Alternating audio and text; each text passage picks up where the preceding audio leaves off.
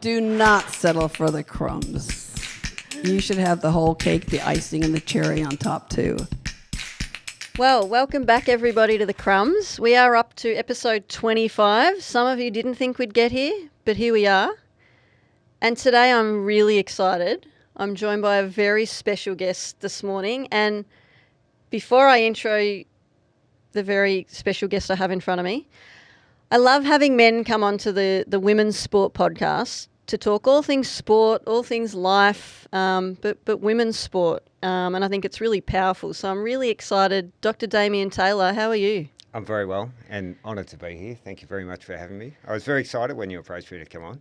Looking forward to the chat. I can't wait for you to sort of expand on your story, tell the listeners a bit more about who you are and how you ended up here in our studio and sort of what you're up to.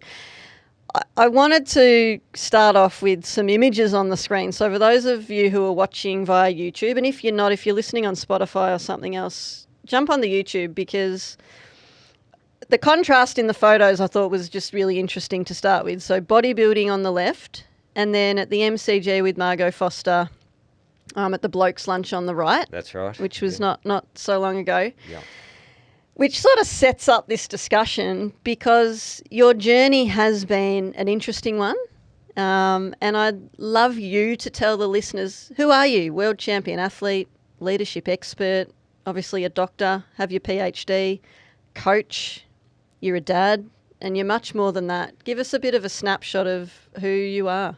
Thank you. It's a bit of a dichotomy, isn't it? There's lots of different things that I've had and been down there, and it's a great question. Who I am, an athlete, definitely. Sport's been such a big part of my life since I was very young. Played multiple sports, played tennis, and played Australian rules football, and was in the gym early. Loved the concept of weights and strength and conditioning. So mucking around in older brother's garage with the weights hanging around, and always enjoyed that sort of thing. But part of my passion for sport was on the mental side of things as well, and that really got me early. And as I developed and got into corporate life as well, so I was in corporate for 35 years. Just recently got out of it and running my own business, which I've been doing trying to balance the both. But who am I is a complex rabbit hole that will go down. But really what it's been is leadership across a lot of boards, with running things around the world and trying to get the best out of yourself in high pressure, high stakes situations really, really fascinated me. So whether it was actually doing it, looking at it, coaching, watching, learning about it, studying, talking to many people, that concept of leadership and actually what it is has been a fascination all my life. And being a parent is probably the most amazing thing in the world. As you know, it changes your world, changes you from the concept of it's not about me anymore. Your life is not your own, but what sort of messages, what sort of values, beliefs and purpose, and we'll go into that, which is big about myself. What does that mean? And how am I going to guide my children? Because you're the early ecosystem, and being a full-time single dad as well, I've had a pretty full board of things to do for quite a while. But they're older now, 18 boy and 15 girl. They're amazing. But that really made me center myself on, well, what am I looking like to them, and what messaging it is, and what is leadership like at home? What's it like at sport? What's it like in the corporate world? What's it like for others? So it's been an amazing journey and something that I'm just so passionate about learning every day. Yeah, amazing. You mentioned leadership, fascination, intrigued by leadership. Since you've started this, and you're still doing this is what you do every day now, absolutely. Right? How much is your definition of leadership, or what you thought leadership was, how much has that changed since you started this journey? A great question. Yeah. Massively.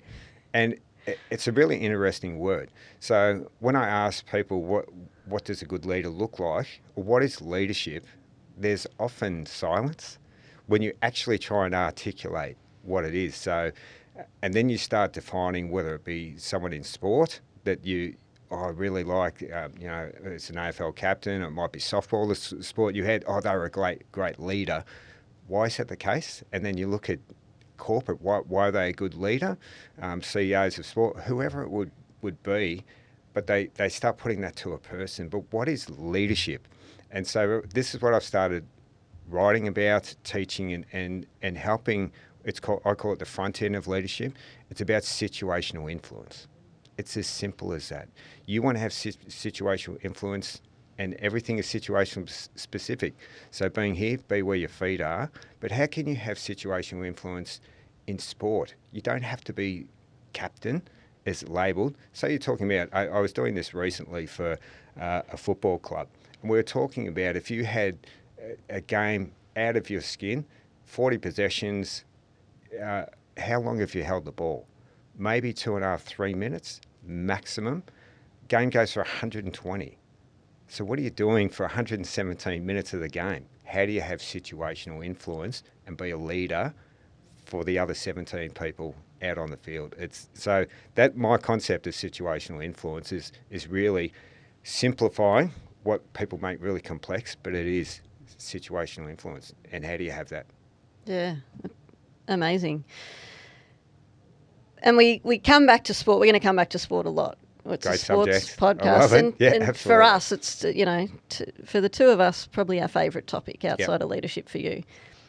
But sport has played such an important role in your life, and it's not just about the research, and it's not just about digging into leaders in sport and that mental wellbeing space and all those other great things that are really important. But you've had your challenges like others, potentially more challenges than others. Sport has helped you, I think, and I want you to answer this for me, but bring back that perspective for you and give you something else to focus your attention on. Can you talk us through the importance of sport in your life so far?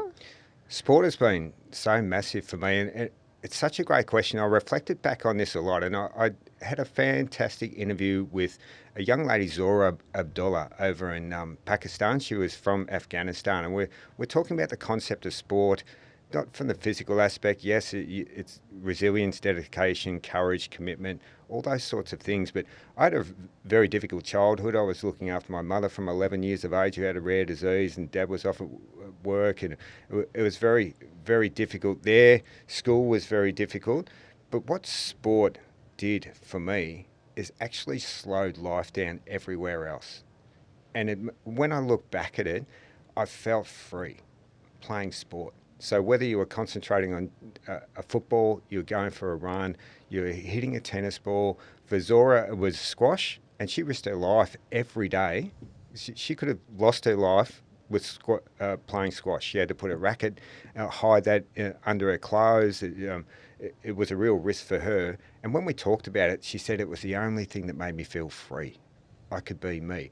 So when I look at my journey, so tough childhood, I lost my best friend to suicide at 26, killed himself. And then I had some really difficult challenges going through with separation, and then the kids by myself. But there were so many difficult things that I was going through. But whether I've been going to the gym for 37 years, and I go every day, but that's mental, physical and spiritual. And when I walk in there, that's my place of zen. So they're my tools. It's a toolkit to look after myself in all different ways. But when I look through sport, yes, it's challenging, and I love to compete against myself and other people, and it's got that raw energy about it. And you step over a line and you don't know what's going to happen, and there's nowhere to run, nowhere to hide. It's just, and it separates people so much. It's awesome. But when I really look at it, and I'm still involved in it now, it's that place of absolute peace for you as well, where the rest of the world just stops. And if you really invest yourself in a game of sport, whatever level, that's all you're concentrating on. And the people around you, if you're in a team sport, and how can you get the most out of yourself to help others around you and have something successful. And it's such a great feeling. Whether you've won a lot, the result will look after itself.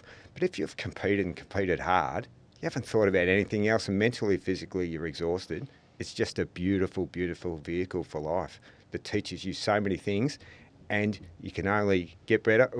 The picture, which is great to look at and reflect, But as you get older, you can't lift what you used to be able to lift. So my challenge now for that sporting aspect, well, how do I maintain what I want to maintain, tweak, change?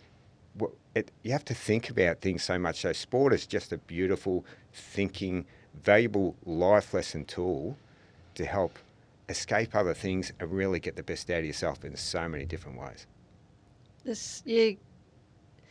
Amazing answer. And you're talking my language here, because I played high-level sport for a number of years and had to retire early due to injury. And Very humble. You played at a very, very high level, legend. Maybe, but I continue to go to training, and my dad told me when I was a kid going to T-ball, I would have been 7 or 8. He said, the day you don't want to go, the day you get up and you don't really want to go to training is the day you shouldn't go.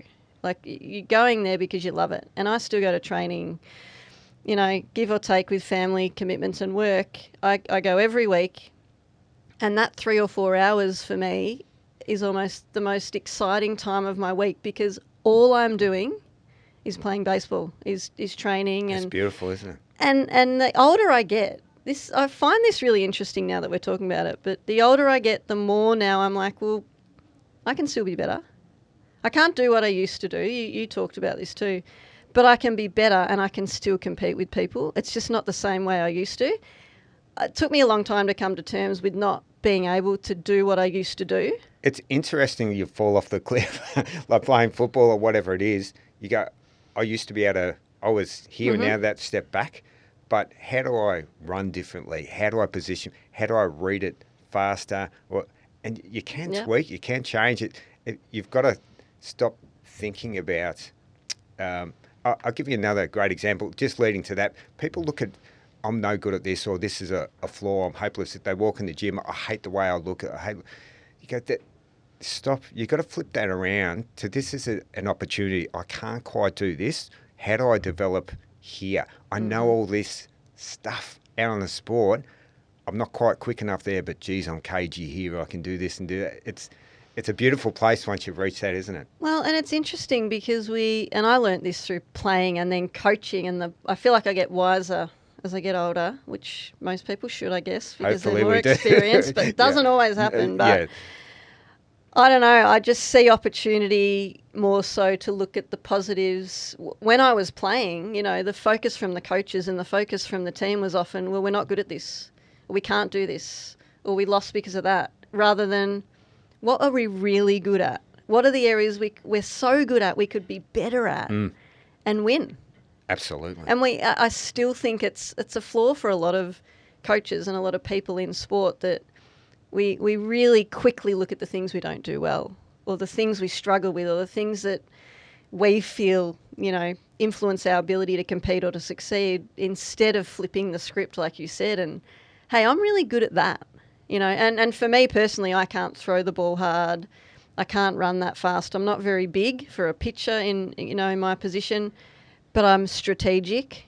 I feel like I can outsmart you, and I can outsmart you, and I have to do it in a different way because I'm not physically capable like others. But it's such an important thing to reframe in your mind. Like, it's really Very nice to hear you talk about it.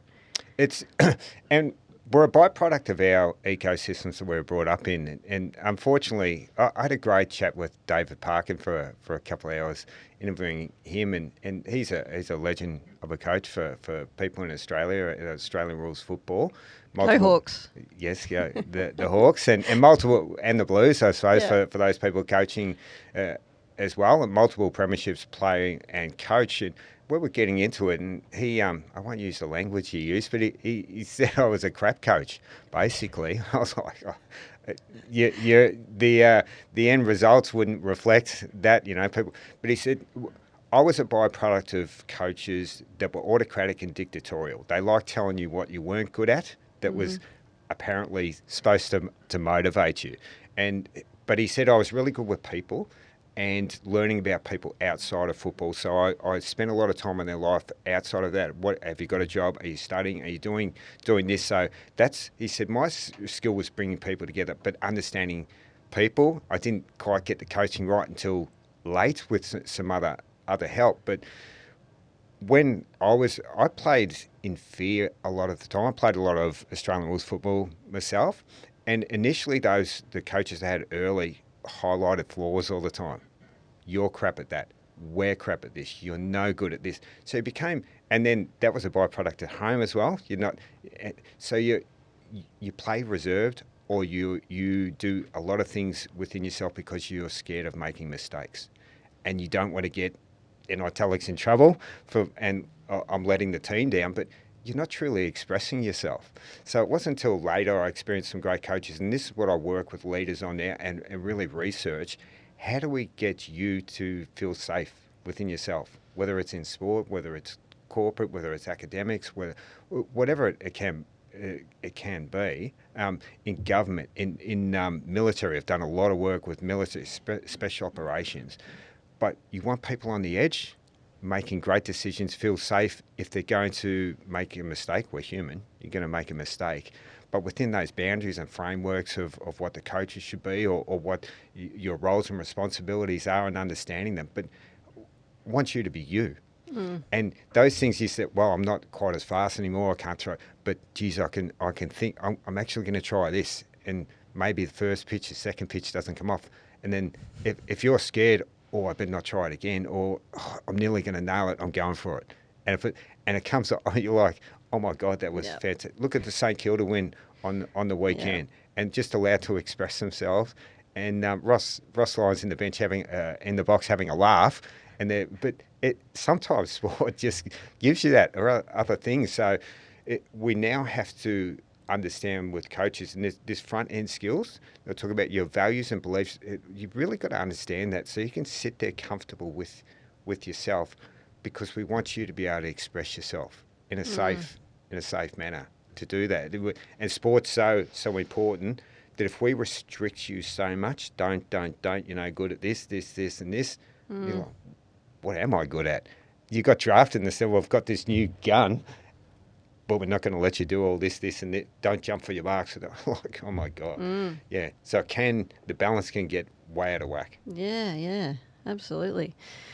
I want to, now that we've sort of talked about this, I want to go to the reflection piece first. I was going to come back to this later, but I did read I was reading some stuff that you were doing, and you were talking about asking people to look internally and ask themselves the big questions first and learn about themselves. And I want to link this back to reflection. But from a leadership perspective, understanding those values and knowing who you are and what you stand for, and like, is that the key piece to this before we get into any of the other leadership stuff? Is that the golden nugget? If you can't do that, can you be a successful leader? Can you be the leader that you could be? It's a great question, and we've got so many leadership courses out there, so many leadership things we do, and we can go and argue that people are, you want to be an authentic leader, and I don't like that word, and we can go in why.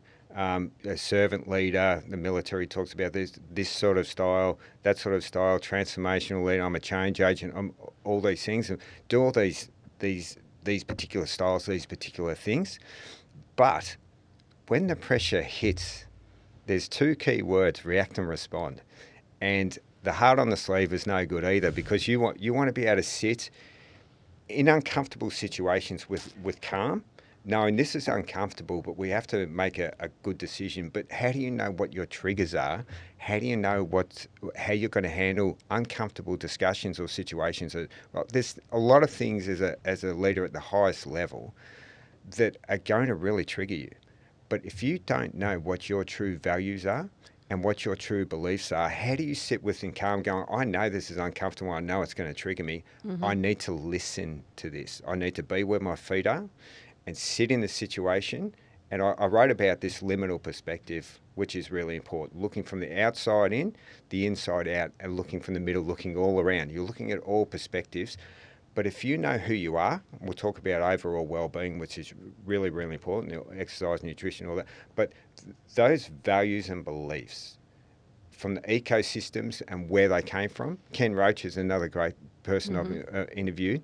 And he said, I don't, and Lynn Anderson, another one, I didn't know where this came from until we had these discussions. Wow, I haven't thought about that for decades. But now I understand why I made those choices then and why I make different choices now and how I would do that differently if someone had just taught me these things to understand myself. So then when we're talking, you might bring up uncomfortable subjects for me. I go, that's fine. I know who I am. I understand that, and I'll give you my perspective, whether it is. But if you can't sit inside yourself, and the hardest thing to do is turn that mirror and flip it on yourself and have a good dig around. It takes time. It's hard work, essential work if you want to be a great leader. Whether you've got the leader title or not, we can all be the leader, and that's why I put the organisation name with Rebecca Ballinger, who's working with me on that. But we can all be the leader, but you cannot be a great leader, have situational influence if you don't understand yourself first and foremost. That's the one. So I ask when I'm doing workshops, what's your purpose as a leader? And we can go into that.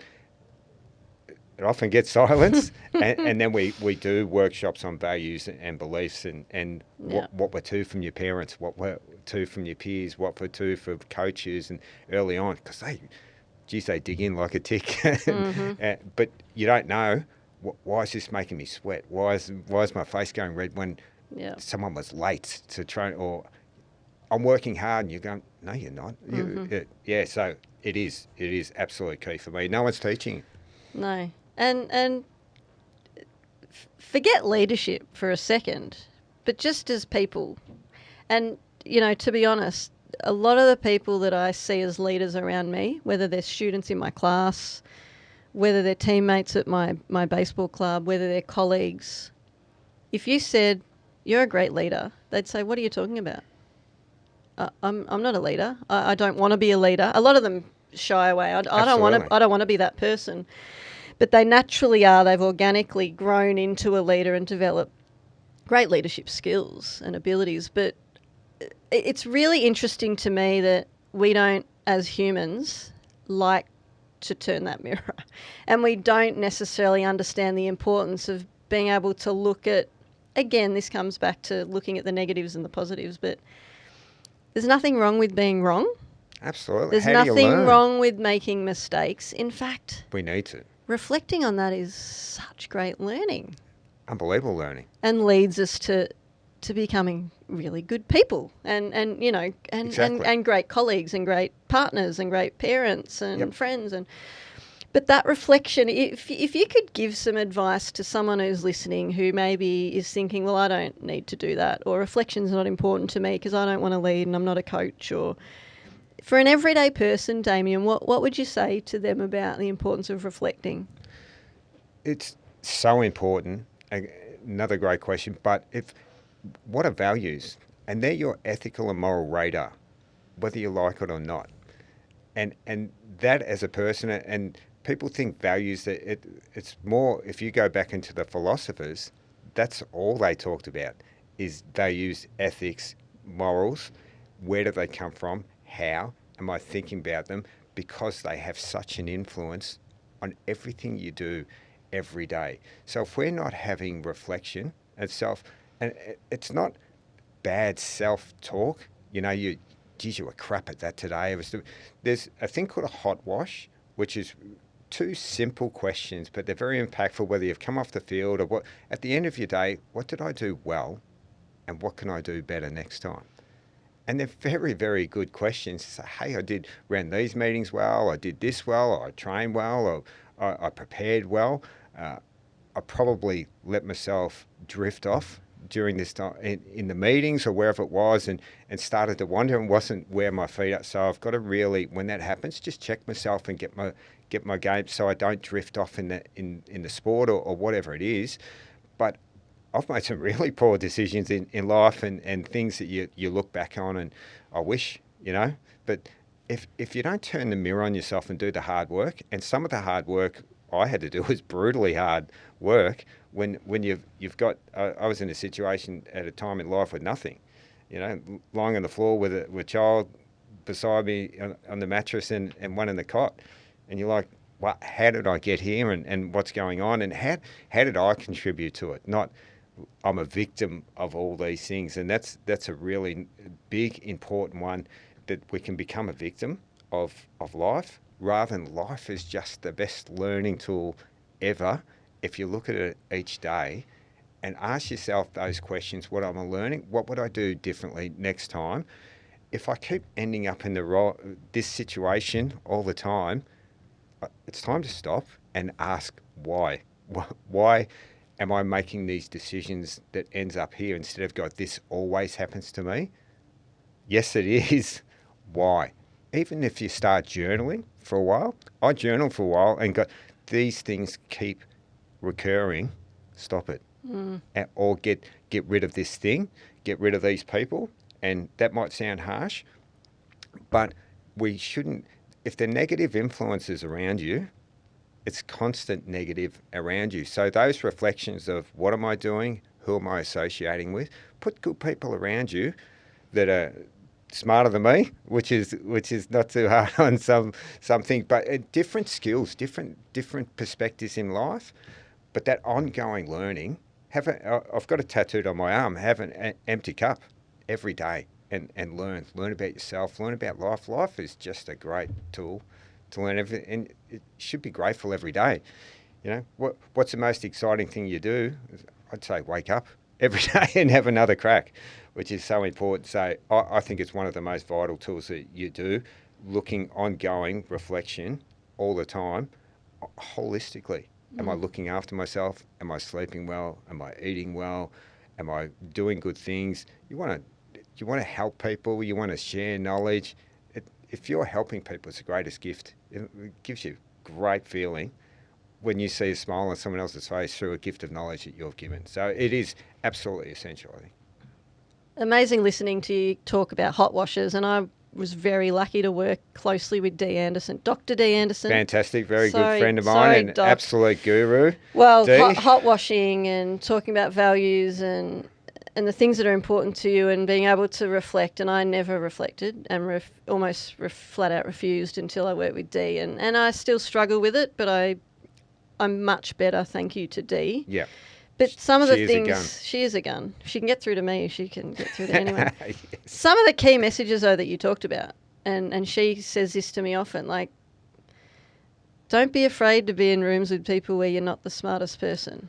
And I talk about this often. I probably say this, my students are sick of hearing it, but don't be afraid of not knowing the answer, and of being in rooms where you almost feel uncomfortable because you don't, and you may not know, or you may feel like you don't know as much as others. But I'd love to hear you. You've talked to some amazing people, Incredible. Male and female, but Yeah. particularly female leaders, and we'll come back to that in a bit more detail later. But Yeah. how has that been for you, being in rooms with people where you know they're pretty amazing humans? How did that make you feel, and were there lessons you learnt from those people outside of what you went to do, just from talking to them? Can you tell us about that? At the start, there is a fear that, do I belong here with these people, and a sense of a justification that I've done this and I've done that. But that's where it gets back to doing the work on yourself, that you know who you are. And one of the biggest things that I've learned through my experience and through all these interviews, over 160 interviews with people around the world from so many different segments, is actually to become the best listener, not the best talker. So when I go into those rooms in big meetings or even just interviews, you're there to become, but sit in the moment, especially with great people around you in a challenging situation. Don't put the question out there and then, here's what I think, this is the situation, what's your perspectives? All of you have got fantastic skills in different areas, that's why you're all here. I'm here to listen and understand, because if you think you're number one and you want to be the smartest person in the room, you're actually the dumbest person in the room if that's what you think. And I've experienced that a lot, where so-and-so's here, I call it the head wobbler, that the egos walked in, and it turns people off because that safe space that we're talking about is automatically gone. So park your ego, whether it's a gym, whether it's the boardroom, wherever it is, and walk in there and say, I've only got one set of eyes and ears and one set of imagination and knowledge. Here's the issue. I'm really interested to hear what you people think. And just let them go for it and sit back. And you learn so many things and you get some commonality together. But it then goes back to you doing the hard work of looking at yourself. I did a post recently on vulnerability and being vulnerable in those moments to say, we've got this situation, I'm not quite sure what to do. And you're the senior leader. And everyone are like, wow, you don't know what to do. You go, no, I'm not quite sure what to do. And we've got to look at the risk management. We've got to look at what happens, what's the downflow of the decision we make, how's it going to impact the people, how's it going to impact the stakeholders, what messaging is it going to send out to the audience. But if you're willing to say, I'm not quite sure, but I'm really sure we've got the right people in the room to come to the right conclusion to help all of us and all the stakeholders get to the right message. Right leadership, management's very different. Management is about your tasks, your practices, your strategy, all those sorts of things that we do. Leadership, that situational influence. Be able to sit in there with the vulnerability and safety within yourself, going, I only know what I know. And I'm really, really interested to hear, but I know we've got such a great team. And what a difference that makes to go, God, we've got this situation. I don't know what to do. And everyone, well, I don't know what to do. It's Well, and we talked about this on the phone the other day. Like it's a lot easier for people who aren't the head honcho to, not easier, but there's people sort of they feel that are on their level. They can go to these people that they've got mentors and, you know, can you help me? Can you give me some support, some guidance? What do you think? Whereas when you're in charge, when you're up here, well, who do you go to? And loneliest place in the world up the top. You know, and we'll talk about that with the women's leadership. Yeah, I find that so intriguing because when you talk to me about that, I started thinking that is a really difficult thing for me to comprehend. What does that person do, or what are different head honchos, leaders in those positions? What are they doing? Now I'm intrigued by it, so we'll talk about that. Well, I worked with, I was introduced to a young man, Tom Chaffee, from the Stripes Group, and he was taking over his father. There's a few directors, and they're now a $100 million organisation, but they were going through some real challenges 12, 14 months ago, and he's 23 years old.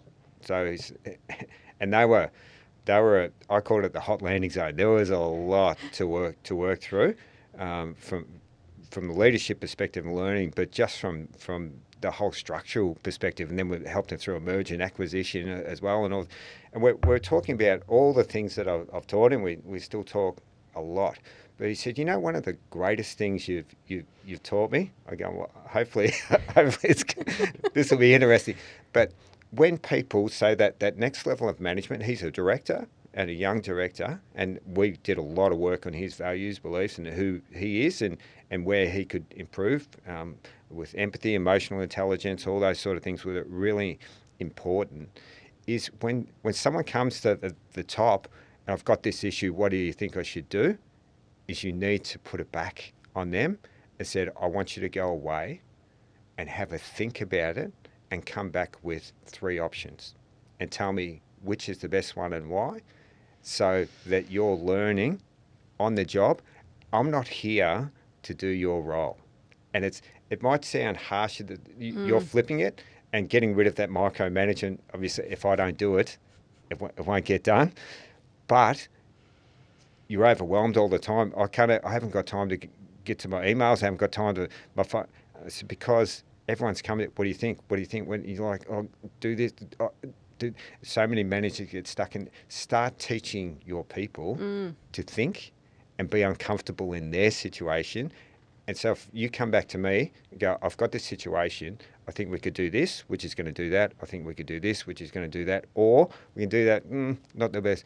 And you go, fantastic, go for it. So your time is just going through, but you're teaching them to learn and sit in their own uncomfortable situation. So when that real uncomfortable situation comes, you get everyone in say, I'm not sure, but I know we've got the right team with so many different skills to look at it different ways. So lots of positive twisting and turning it around, but that working on yourself and challenging yourself all the time is really, really important. Yeah. And that's up the awesome. top is the loneliest place in the world.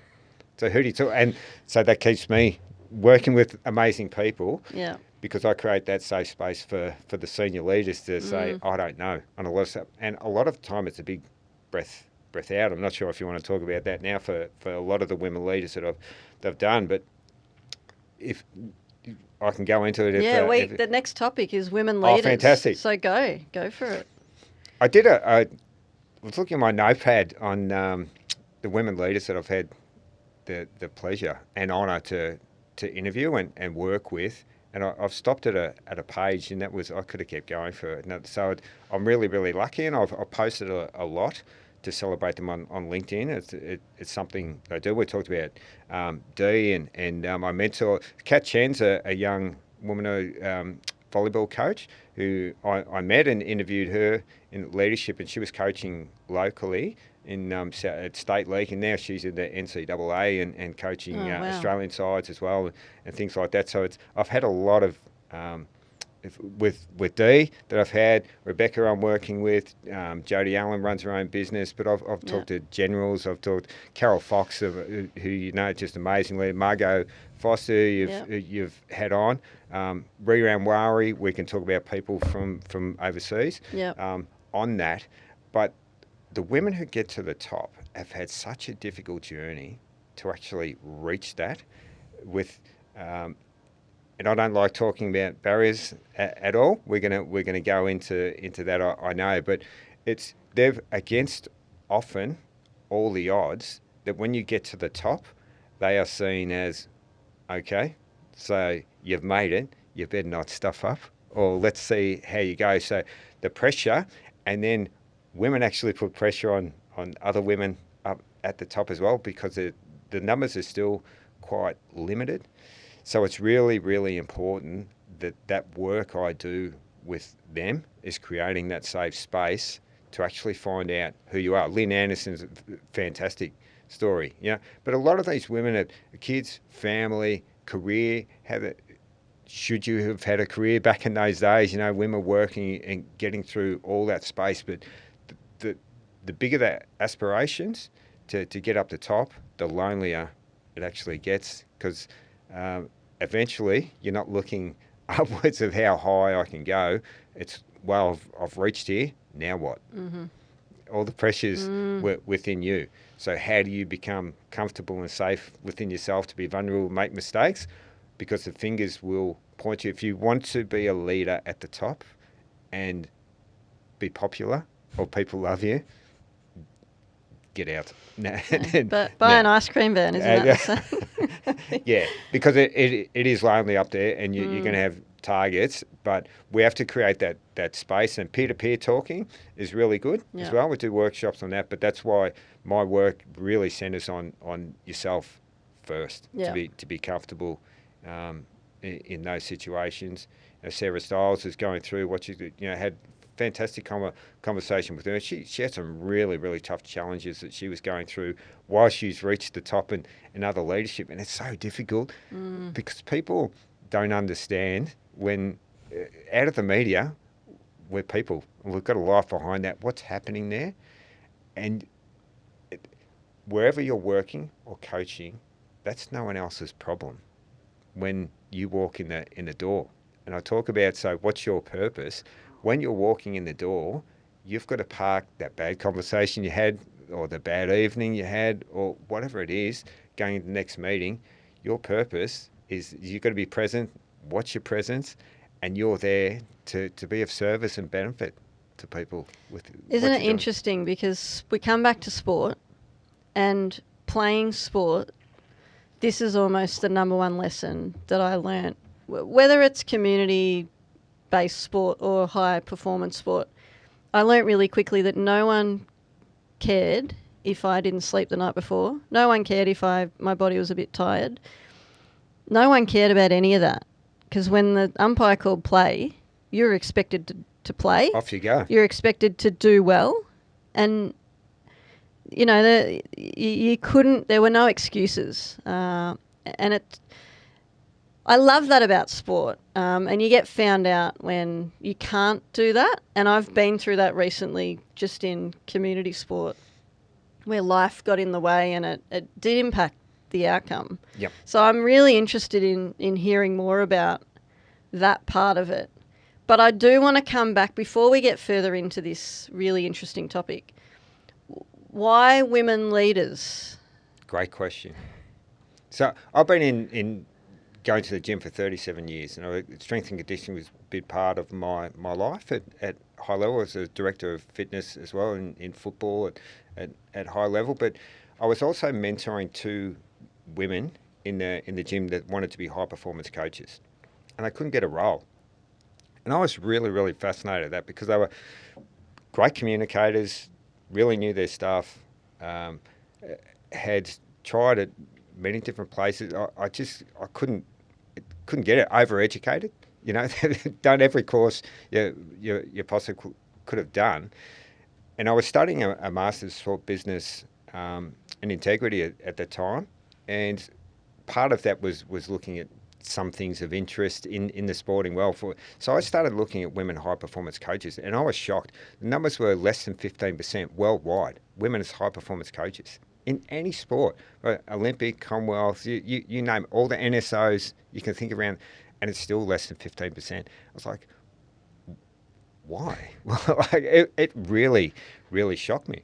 So I started digging into it, and there've been 4 decades or more of research on barriers, glass ceilings, hegemonic principles, homologous design, all the words you can think of. But because I had this sport and corporate life, very separate but very important. In sports, so important in corporate or military or other. We can go into that, but I really was like, well, what are the leaders doing? What are the CEOs, the high performance directors of high performance coaching? What are their decisions to attract, develop, and retain women as high performance coaches? And no one had looked. I started looking at. No one had looked into it. It was all barriers, and Title IX since 1972. I'll give you a quick stat on since. Have you heard of Title IX over in? Of course. Very famous. So 1972, when Title IX came in women's sport, 93% of the coaches for women's sport were women. Since Title IX, it's now down to 43% of women coaching women's sport. So it's actually the participation's gone up, the professionalism's gone up, the money's gone up there. So now it's a vehicle for men are jumping into the women's sport to get to other places. So while it's been great for the athletic performance, it's actually changed the coaching landscape in women's sport, in NCAA and around the world, by 50%. Wow, it's unbelievable. So getting back to, huge. So I did a PhD on what are the senior leaders doing to attract, develop, and retain women high performance coaches, and it was out of 46 strategic plans I looked at. Australian sport, there were the big 6, AFL, football, cricket, NRL, tennis, etc., plus the other NSOs. There were only 5 at that stage that even mentioned women's coaching in their strategic plans, and that might have been a sentence. No one else had mentioned it at all. And then so I did a case study on that particular thing and came up with different things that the leaders can look at to attract, develop, and retain. But that really just opened up a big can of worms for me on the leadership and going into my work for the last few years on how do people make a decision and why? Because this concept of even this celebration, we get it so wrong. We'll keep it on sport, that it might be the first CEO that's come into an AFL club, or we still haven't got a coach in there, even though there's a few in the women's football. Mm-hmm. But we use it as a celebration to say we've got the first woman too. might be the CEO. First, Peggy O'Neill, I did a great interview with Peggy O'Neill, and it was amazing. We celebrate, and what a great performance. A lot of them do, but we say the first woman too, and then off you go. They're in front of the press, and then it becomes a justification of why a woman is now in a male-dominated sport. Well, what would you know about football? So it becomes a justification of skill, where I want to get rid of this conversation about male leaders, women leaders, what the sport is, what the corporate is, what the military want. Surely we want the best leaders. So to have the best situational influence that we can. And Peggy had a great answer at one stage when they asked, well, what does an American woman coming in to be the president of a football club in Australia know about football? And she said, I'm not here to coach the football club. We've got a coach that does that. We've got a CEO in the football department. But I know business, I know organisations, and I know how to get the best out of people and put the right people in the right places doing the right thing. That's what I'm here for. And I thought that and is she just proved it too. 3 premierships later. It's pretty cool. They got up to 100,000 members. I think Brendan Gale at that stage got laughed out of town when they were 50,000 or whatever. Plan. Absolutely. Yeah. But Peggy absolutely smashed it back over the ballpark, going, I'm here with these skills and I'll get the right people in the right place. So the sport became irrelevant. It was her skills. So what I'm working on now is that I challenge leaders, if they're employing someone, might be over in MBA, for instance, where we need a new leader that's going to do this. And you go, fantastic. I'll give you 3 resumes that meet or exceed your expectations. What are your key criteria? And I'll meet or exceed them. But I'll challenge you not to have your mind with a picture generally of the guy that you want working through. And even down to their head, you know who you want walking through the door. But I'll put 3 in front of you, but they could be women. Mm-hmm. Surely you want the best leader. And then it got down to an argument on some, but the members aren't ready for this. So why aren't they? Surely that's your role to say we've done an exhaustive process and open things up to the best leaders we can, and this is the best candidate, and this is why. So if we looked at that perspective with Peggy, she never would have got the role. Mm-hmm. An American woman had come over into AFL football that liked watching the Tigers, and look at the result of. They just formed unbelievable. Damien Hardwick and Brendan Gale and Peggy and their team, of course, but they were just so tight. And you do your thing over there, you do your thing over there. So leadership to me is we've got to stop. I'm trying to stop the gender conversation. If we try and even up, it's never going to work, and you never get the best lead. What if it's 70% women in particular sport and 30% men, or what if it's? Surely you want the best leaders. So.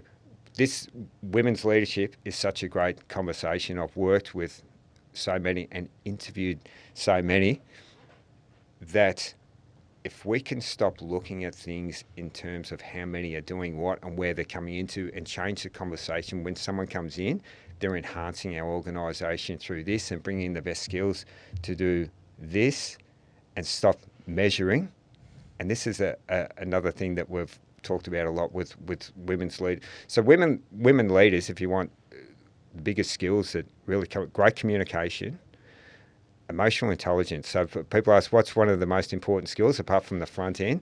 Emotional intelligence is absolutely number one, and women far outweigh the men in that across any sector that I've come across. Mm-hmm.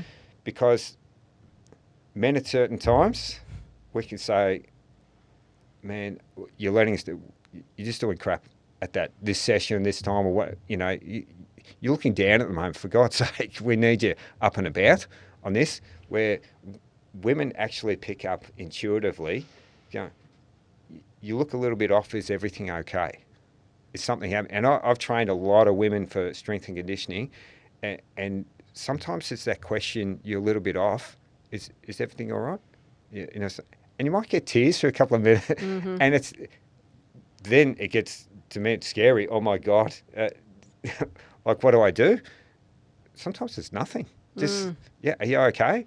And this is happening. I'm feeling overwhelmed, and it's just a flush out of the system. Then they go, fantastic.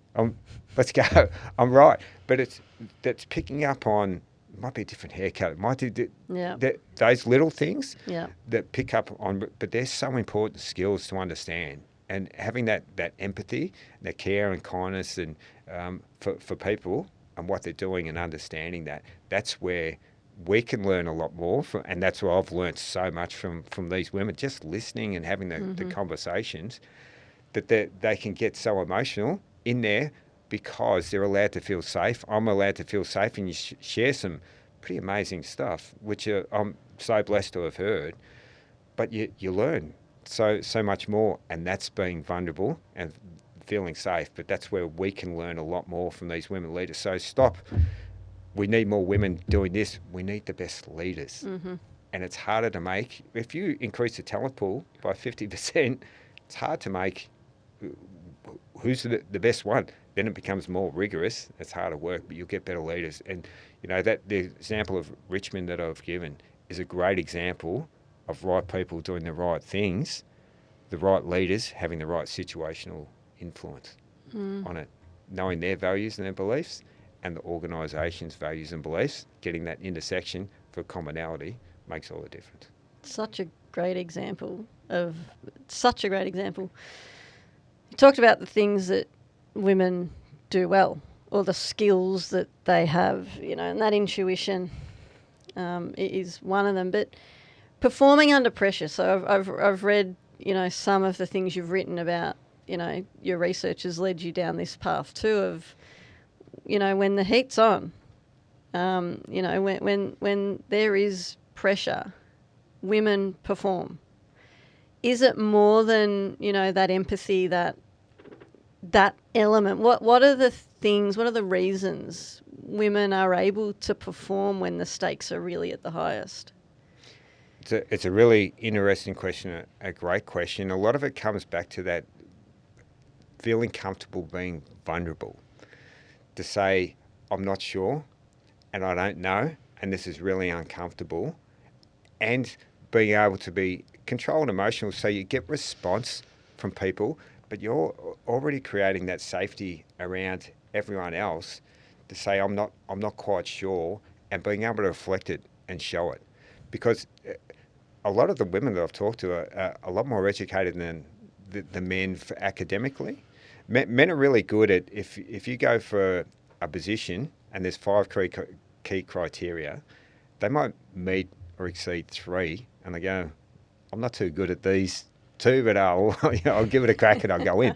Where women go, I'm really, really strong on these 4, but I'm not so good on this one and won't do it. So they can actually be the worst critic on, I better not. And that's where we've got to build the confidence with them. But once they're in it, they're really good at understanding I'm not particularly strong in this area. And it's even changing those words. So I'm no good at this. I know a little bit about this, but that's why I've got you here. So you actually take lead on this, and I'll help you in these areas. You're not forfeiting your position. You're actually putting it in a position of strength to say, you lead this one, and I'll help bring the supports around you, and I'm a support around you. Just because you've got CEO title or head coach doesn't mean you're the most important thing. You're a cog in the wheel. And so women are really, really good at understanding, I've got these skills, I need these ones and these ones and these ones and these ones, and I'm going to get them to run this particular one and empower people. What's the most important thing when we're first born? Recognition and validation. Who we are, and you want that every day of your life until you finish. It's just the way it is. But if you make people feel validated and recognised all the time at work, feel safe, have that vulnerability to make mistakes within boundaries, obviously you can have conversations, the same thing happens. But then you start really rocking and rolling, and that's where I found, a lot of women have started their own businesses or come into other things. And Dee's worked with a lot of amazing athletes and people. She would blow your mind with the people that she's worked with, and Rebecca I'm working with it, the military and government, and Sarah Cook, who's now the great story. She was COO when I first started talking to her. Now she's CEO, but they recognise themselves and validate, hey, I'm really rounded skills on these, and at the top need to know enough about a lot, but you can't be the master of all. So that's where you position people and recognise and validate where they are, and keep showing that with empathy where you need to. But sometimes you've got to be autocratic, dictatorial, push around. So under pressure, under high stakes, this is what frustrates me on getting to the leadership where women are good, that you need to be authentic. Now, authentic's a very, very dangerous word, because what if you're a narcissist and you're authentic to yourself? And I could go to some of the worst leaders in history, but they were authentic to themselves, and the result might be 20 million dead or whatever. But when we're saying be authentic, it's not quite that simple. It's to be genuine to who you are, and you can't be a servant to other. So in those high stakes, high pressure environments, you've got to be able to understand, does this need my leadership at the moment, my situational influence, to say, hey, everyone just cool your jets. We've got this issue. I need you to do this. You take lead on this. So that becomes some management of tasks, but it also understand where to make it fluid in between those particular situations. And women have been very, very strong in that. And a lot of men. Look, the amazing leaders that I've talked to, and SAS commanders under pressure. There's some great stories I could tell you about that, probably for another time, and understanding. But I learned from those people and from military, their values and beliefs cost them at the start, because they were so strong. And I better do it, and it put everyone else at risk because they didn't truly know who they are. And I need to step back here and actually put the right people in the right place under these conditions, under fire. So under fire, it's life or death. As an example, one strong belief was I can't do anything that other people, that I wouldn't do myself. I can ask someone else to do that if I'm not willing to do it myself. Now, this person was second in charge under fire at a capture and kill mission in Afghanistan, and the number one got killed at the front. So he was at the back and had to come up to the front. And everyone's, well, what do we do? And they're coming up to a cornfield where people were the enemy, were within there, so you're not sure what's going to happen. But he should have put the point person in first and put other people around that. His first leadership, I can't ask someone to do that. I wouldn't do it myself, and this is my first time. Push him back, I'll go in. And I've obviously survived, but it's a mission fail, it's a leadership fail, because it's canary in the coal mine. If he didn't come out, then third's up, fourth's up. So not understanding that is so important. So getting back to your question, what women have been really good that I've worked with and that I've interviewed is understanding themselves, understanding the situation, high pressure, high stakes. I'm really good here. I need skills around this. I'm not good at this. That language, that self-talk is really, really important, and the emotional intelligence to understand that, recognise and validate in there, and you get the team moving pretty quickly, calmly, with the right response, not with a holy crap reaction, and that's where the heart on the sleeve thing's not a great thing, because you watch your football or whatever, and the coach is blowing up and the hands on the head, or things happen, and then they go out there and say, I need you to be calm under these situations. And I look at that and go, really? Because if I'm looking over the bench and you got your head in your hands and walking away, and I talked to another coach who said, we coach all this or train all this, and then I can hardly watch, and I walk to the end, and this is an Olympic sport. I go, well, do you know what messaging you're actually showing? I don't trust you. I don't believe that you can do it. You send him out there, and then I'm turning this way. I can hardly watch. And I had that as a young athlete. My father never watched my sport because he didn't like to see me lose. But losing is part of life. It's part of sport. It's how you grow. It's how you learn as a person. And that's where that emotional intelligence and having some empathy, understanding people, what makes them tick, your values, etc., is so important. I've learned so much around that. So apart from that front end skill, what's the most important thing? Emotional intelligence, absolutely number one. And women kick butt on that one, big time. Amazing. I love what you were saying about, being an authentic leader.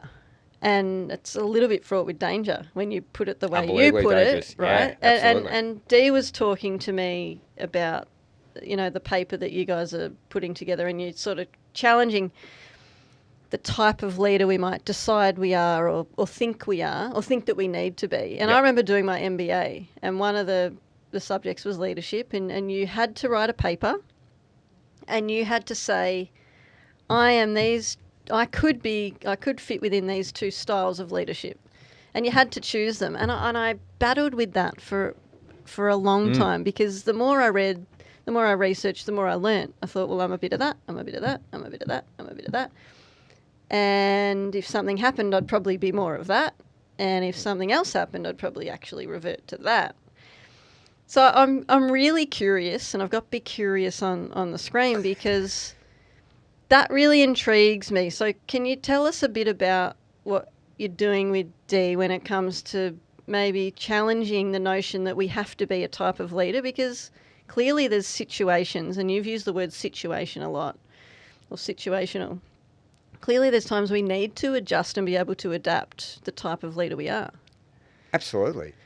And that speaks volumes, to be curious in every situation that you're in. And what really fascinates me a lot about these courses and confuses me, and that's I'll write my own coursework on it, because if you're not looking at those things, if you go into a leadership course and workshops, even they do a personality test.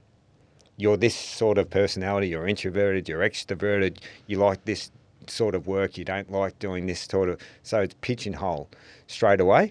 And then some master's programs, if you're looking at them, say pick 3 leaders that you like and talk about them and why their leadership attracts you and how you can be more like them. But that could be nothing to do with what you like. Actually, as you've said, well, this situation I might, I like the way they did that, but I wouldn't necessarily do that. And so this, be authentic to yourself. It doesn't fit. It doesn't square the circle at all, because you need to sit in the situation and understand it and be curious about it. Be curious to be where your feet are. Take that liminal perspective. So it's being genuine to the situation and being genuine to yourself. And as I said, then you'll pick, you might need some empathy there, some autocratic here, some dictatorial there, some tolerance there, curiosity over here, dismiss that one there. We'll have to bring our boundaries in. We'll have to change our framework. It's so complex, and I do the systems thinking maps of one decision, it'll blow your mind. How many things that go through your mind, people's situations.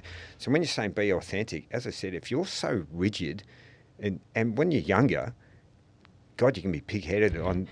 I look at my leadership when I was young, going, oh my God, far out. I've still got so much to. The more I'm talking to people, the more I'm working with them, the more I know I don't know. Yeah. And so that be curious. I feel like that too. Yeah. Oh, it just blows your mind, especially when you expand to all around the world, different culture. No, with my corporate, haven't talked about it much, but I had the fortune of working all around the world, major projects in oil and gas, petrochemical, wastewater, and industrial, working, whether it be China, Singapore, Japan, the Middle East, India, Germany, USA, London, all over, major projects of all these things, different cultures to get one particular thing, whether it's offshore rig to work.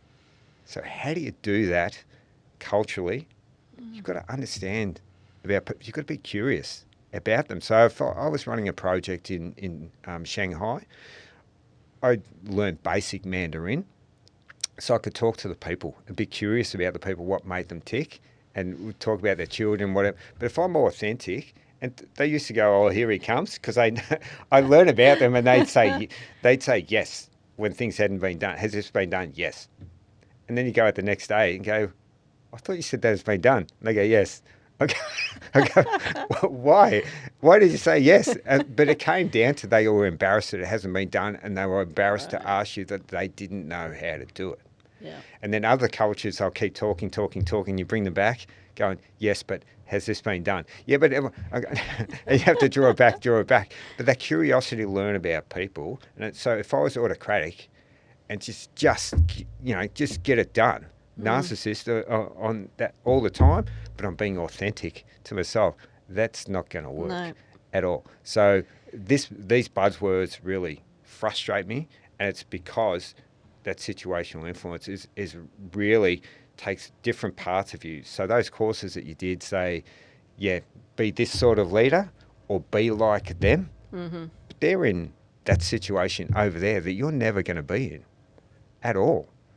It'll be different challenges, but you can't plug that in to there. So be curious about the situation. Be curious about who's there. Have we got the right people here? Do I need to bring someone from the warehouse with more skills who can, or engineers or whoever it is, who can explain to me, how does this thing work? I interviewed this woman, Leslie Taylor. And who's Leslie Taylor? Leslie Taylor helped design the ballistics for the F-14s and the F-18s, including the first 2,000-pound bunker buster bomb. And she grew up in a small little country town, and she ended up in the military with 10,000 staff under it. So it absolutely incredible, this person. And the bunker buster then, with 2,000-pound bomb, and the first time they used it, it didn't discharge properly. So they put it down to pilot error. And she was really old school. She was like almost on the spectrum of, have you seen The Accountant, that movie with that writing on? She said, something's not right here, and she drew it out by hand, all the equations on the board, and she goes, it's that bit there. And she fixed it over the just drawing it all out. Yeah. But part of her messaging was be curious about it, be curious about the situation. And her and Peggy O'Neill were little, small country towns, hardly any people, to just massive impact with so many people because they're curious. Very curious, and they're not, I'm going to be like this leader or that leader or that leader. They get the best people around them to solve the problems or to sit in the situation and be where your feet are, take that liminal perspective to get the best outcome. Now, it's a right decision. You've got to make a decision. But if you get the right people in there, we're making the best considered decision. Not, it's all on me. I'll take the heat. I'm up the top. Yes, it's on me. This is a decision we made. And I asked that team to come up with that decision. But that curiosity, the women, to get the right people in and just come up, what if, and do your risk analysis. And then you come up to maybe 50-50, but you do that risk analysis on that as well. That curiosity will get you to that decision because you've shown the vulnerability and the curiosity to put in the room and throw it out there because you know who you are and you're comfortable, you're safe. Yeah. Amazing. I could talk to you all day, but I know It's fun. it is fun. I do want to, before I quiz you, I'm going to just quiz you rapid fire at the end, but I would Awesome. I would love it if maybe you highlighted a couple of stories, and you don't necessarily have to name the people that you talk to, but some of the amazing stories that people listening may not have heard and may never hear, Damien, if they don't listen to this podcast. Yeah, there's some names that we've mentioned, but I did a lot of work with women from cultural minority, I called it, but it might be from Afghanistan and might be from Africa, Pakistan. And when I've all the interviews that I've done, there was a clear outrider to me, and it really got me curious about why these women leaders outside of, say you're in Afghanistan, that opportunities for women. So women shouldn't have education, shouldn't be working, should be at home doing whatever, but they become senior leaders.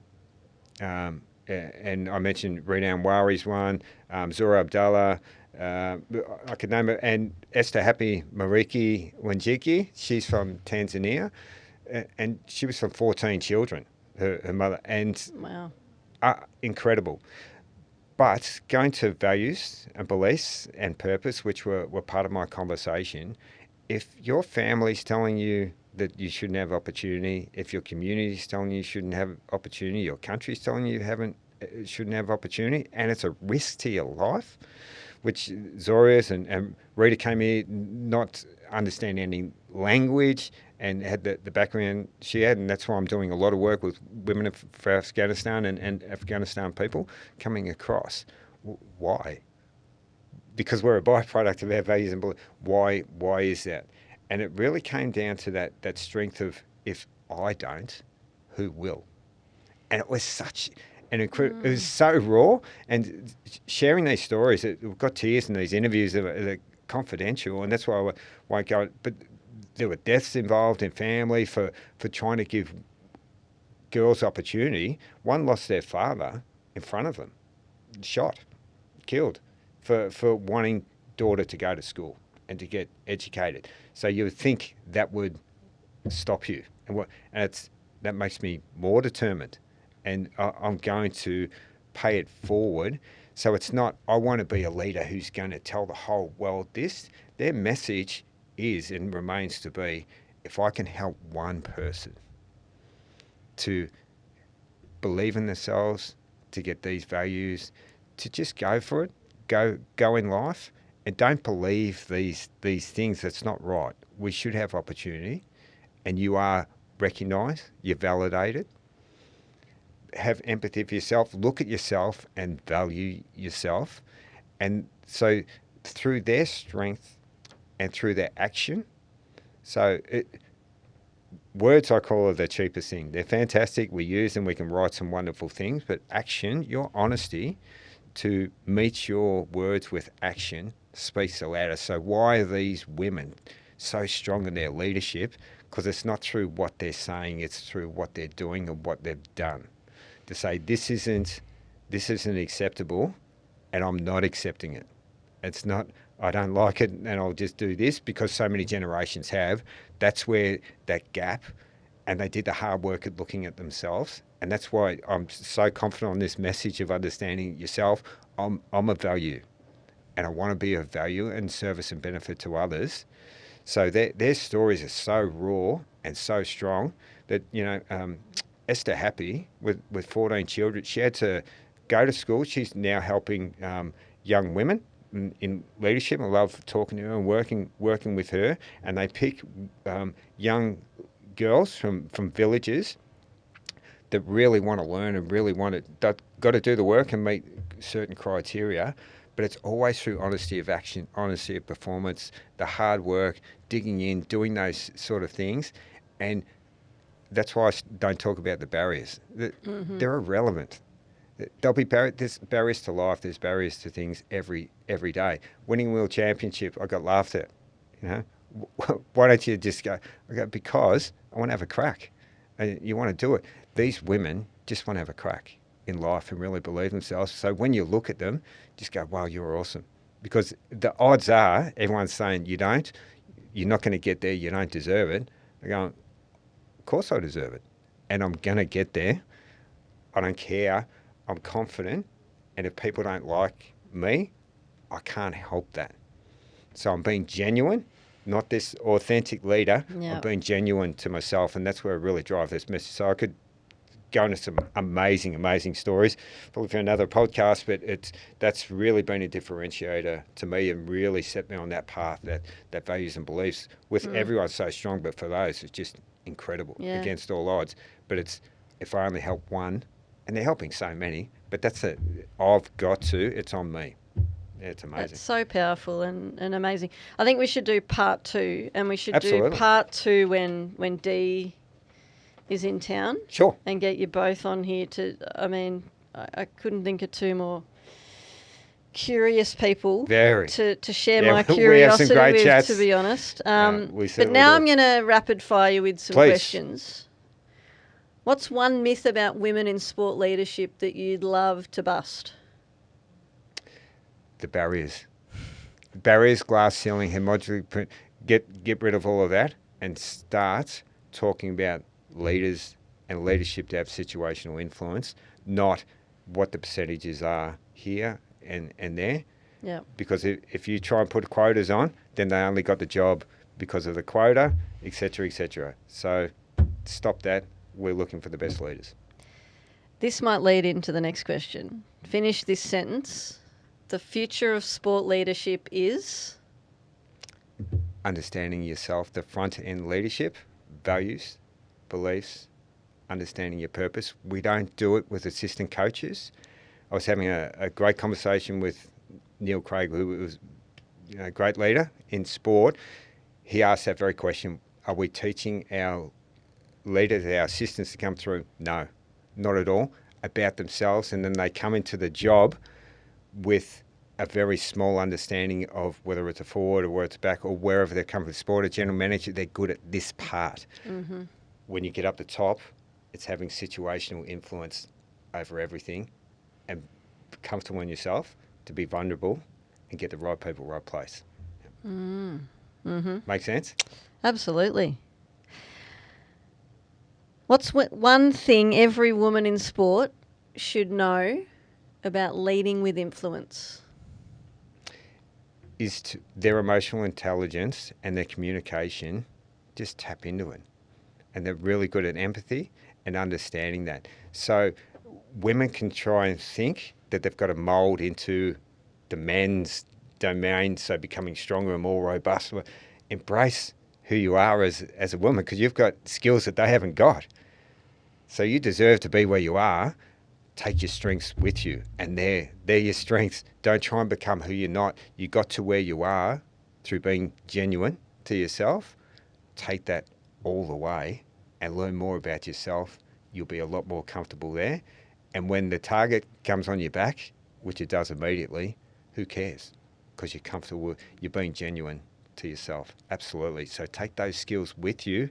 Don't try and mould like we're talking about in different courses. You should be like this. You learn about yourself more and more and more and more, and that'll drive you through. And people love who you are because of it. Yeah. You need to be consistent as a leader. If you get to the top and you used to be this way and then you're trying to change it, you're not consistent. People love consistency. Walking in every day, you are who you are all the time, and you understand yourself, so you're calm under pressure, and that they know they can come to you in really challenging moments with, I've got this, but we could do great. But if you don't know yourself, the sawtooth goes up and down, then it gets really unpredictable, and people don't want to come to you, and it starts going to the bird's nest. It's haywire. Yeah. Be who you are. Keep learning yourself. Stay curious to it is. Be vulnerable. You'll be fine. You'll be really good. Great message. Great messages. Little bit lighter. You go to the gym every day. Do you listen to music? No. You don't listen to any music. So this is No. interesting. I'll tell you a quick little story about me learning about myself as a leader. I coached the national team, baseball. I took the team to 3 World Cups and coached some amazing women, amazing humans, some great players too. And then many years later, nearly 10 years later, one of those players has come to my local club. And so I was coaching her again last season. Amazing experience. She's one of the best players I've ever seen in this country. And I decided I wanted to... she's had her own sort of struggles in areas of her game that she's still working on. She's been pretty open about that. I said, I'm going to create a little video, a hype reel type thing to, inspire her and she can watch it. And so I was coming up with all those things and I messaged her and I said, what kind of music do you like? And I'll put a soundtrack on this thing and I'm making this thing, and I didn't give too much away, but, and she goes, oh no, I'm a really calm preparer for games. Like, I don't like listening to techno dance music. And she said, and that's why on the bus when we used to go to games at the World Cup, I used to hate going there, because the entire bus, they had the music blaring, everyone was singing, they made you get up and sing, and I didn't want to do that. It was out of my comfort zone, or it wasn't how I prepared, and I hated it. And I immediately, when she told me this, went, you idiot. This was a culture that sort of we created. It was like, well, why aren't you up dancing? Why aren't you excited? And then you berate them. What's wrong with you? Why have you got your headphones on? What are you doing? Like, you're removing yourself from the group. Well, actually, no. You're preparing the way you need to prepare, because it's different to the way. And I felt this immediate sense of regret. And, I made this hype reel and put a really nice sort of soothing, calming, track on it, and she loved it and it was great. But it was just this immediate, it's such an obvious thing and I didn't see it, And exactly, yeah. So no, I don't like music. So I like music, but for a sporting perspective or a pump up, can't stand it. Yeah. So I actually train at 3 a.m, get up at 3 a.m, go to the gym because of life, but it's also, it's my place of peace and my place of zen. Calm. Absolute calm. I listen to podcasts because I like to learn. I'm very curious about what's happening around the world and learning about different things. So I was very similar, and it drives me nuts of my son's football. They have music pumping, going bananas, and I'm not sure whether it gets you focused or not focused, but for me, no. So if you said we're going to put on this, no, it's similar situations. I hated it. Yeah. I cannot stand it. So actually, at times when I'm training in the gym, I'll close my eyes, and I want to be in tune with my body. Am I working the right muscles? Am I doing the right thing? Does the movement feel right? And whether I was playing football, whether I'm doing PhD work, or I like quiet, very quiet. And there's a great thing saying, if some of the smartest people are the most quiet people, because they're really deep thinkers. So if you want to find out from... I talk a lot. What does that say about me? Well, I'm talking. So I'm actually really quiet, and I've sat here talking for a long time, and I talk so much on interviews, and people say, oh, you must love talking. I go, no, I hate it. I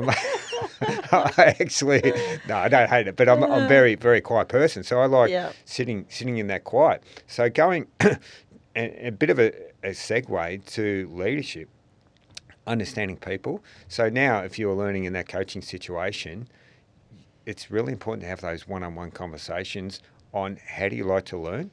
How do you like to prepare? How do you like your area? So some are messy. I'm Mr. OCD neat freak. And I'm like, well, do you even know what's going on? And they go, I know where everything is. But for that particular person you were talking about, if you'd had 15 or 16 or 20 conversations and people said, we want music on the bus, and you go, yeah, but we've got 8 who don't like it. So perhaps up the front, we can have this section that enjoy that in a quieter aspect, but we have quiet down. So you're getting the environment you create.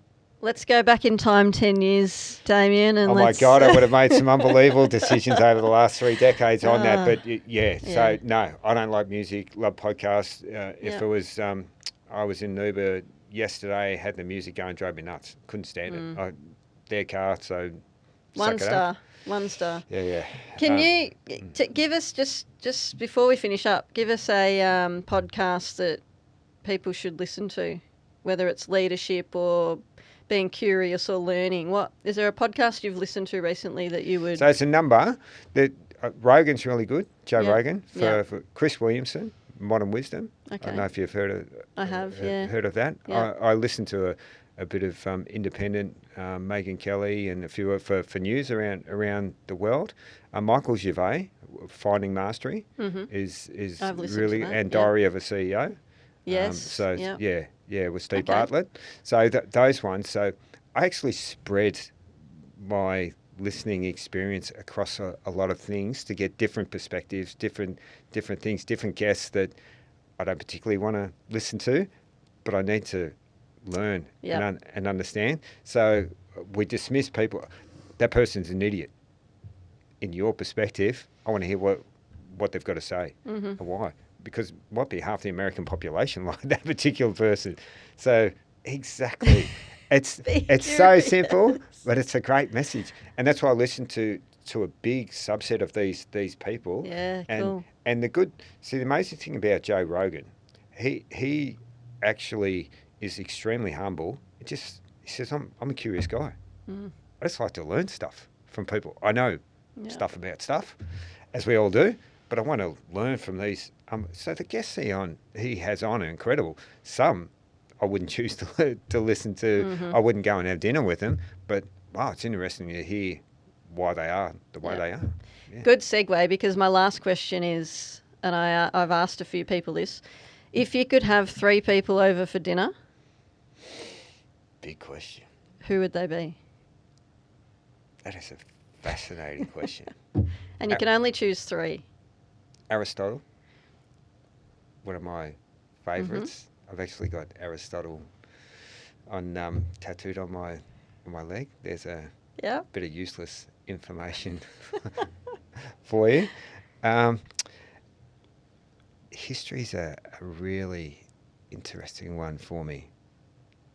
Buddha would be a really fascinating chat for me as well. I suppose we're getting that spirituality thing coming out for me. I'll try and pick a sports person. It is a tough for question you. on the spot. It's a It really is. really tough question. I hate to put it down as, and a third one from sport that I'll give you. I'll tell you, it was a fascinating chat.